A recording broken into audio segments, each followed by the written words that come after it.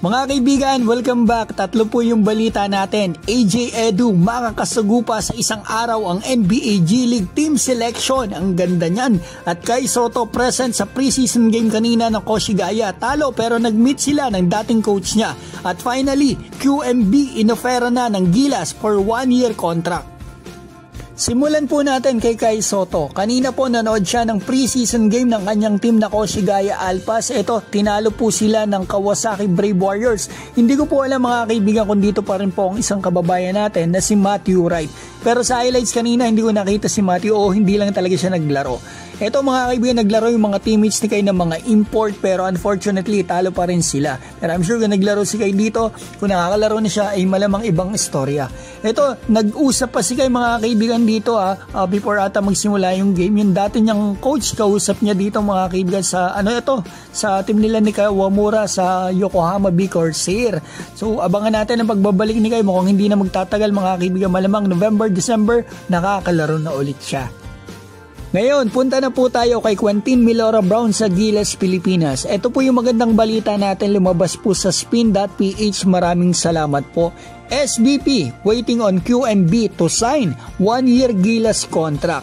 14 days pala mga kaibigan after official nang i-announce na ito ngay local na sa Gilas ay ito inoferan po siya ng SBP ng national team contract. So yan mga kaibigan napakaganda nito. Malamang makita na natin to sa November or December sa window o dito sa SEA Games. According daw po sa source ng Spin, the deal is a modest 4 figures a month for 1 year. Malamang dollars yan mga kaibigan. So abangan natin QMB dito sa Gilas November, December. I'm sure maglalaro yan, tatanggapin niya tong offer. Ito yung pangarap niya at ito rin yung way para makalaro siya dito sa mga Japan B-League.